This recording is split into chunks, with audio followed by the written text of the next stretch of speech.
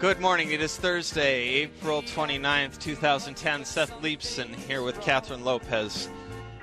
Like Gene Wilder said in Blazing Saddles, we're awake, but we're confused. Okay. Well, that could be a sub-motto for this show. Sub-motto for this show? Yeah. I love the sub-motto that Nathan suggested. If this country is the country of the legal immigrant, this show should be the show of the legal immigrant. Kim in Detroit, Michigan is calling in, kind of hitting all the themes we've touched on today. Legal immigration, the fall of Saigon, everything. Good morning, Kim. Hi. 35 years ago, we left home, and I was 19. My dad was born and raised in Hanoi, North Vietnam. He lived through the communists, and he knew that he didn't want us to be there when they took over Saigon. So he told us that we have to leave. My sister and I didn't want to, because we said if we're going to die, we'd rather die at home. But my dad said that the reason he left the North in 1955 to go to the South, because he wanted freedom. So we were one of those boat people. My word. My word. One of the boat people that made it. More than 500,000, as I understand it, tried to make it and didn't. This is my dad. When we get here, we didn't know the word of English. Yep. He told us, if you cannot success here, you cannot do it anywhere else. Set your goal and go after it. Kim, can I ask what it is you do now? I'm a physician. I just don't know what I just don't know what to say. I do want you to know that when we line up on the unemployment in Detroit to get food stamps for the first time, I never seen my dad so sad.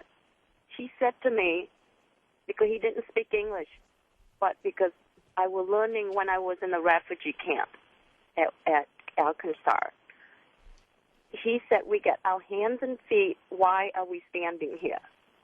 Wow. And he left the line. Wow. You talk about the serviceman when we were on the boat. Yep. There's the American ship picked us up because our boat was no longer working.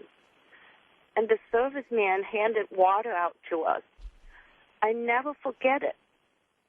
He handed me a $10 bill. He said, you might need this. I didn't know the value of it. But these people don't know us.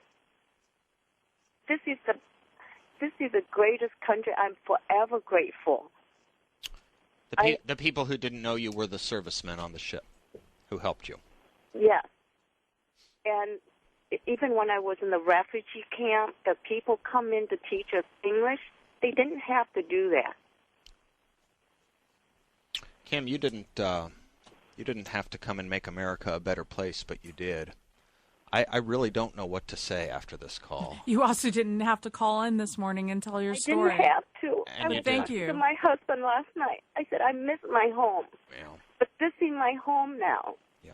And for people to complain, they don't even know how good back home we have to pay to go to school. Going to school is a privilege. Everything should be a privilege. It's not. You cannot ask people to give it to you. Because if everything given to you, then it's not worth anything. We have to pay to go to school. So when I get here, our sponsor said, you can go to school. I said, well, but we don't have money. They said, oh, no, for school you can go for free. And how could you not want to learn? I just get upset when I hear people just think that it is such a bad country, and it's not. Thomas Paine, Kim's, hold on the line. We have to go to break. Thomas Paine said, tyranny like hell is not easily overcome, but the harder the struggle, the greater the reward. I think of you, Kim, and your family, and I think of what others who have called this show over the last few days have testified to in the struggle they underwent to come to America, and the hand that reached out to them from the American servicemen to lift them on a boat, help bring them here, and then making this country even better than it was. It's moving. Stay tuned.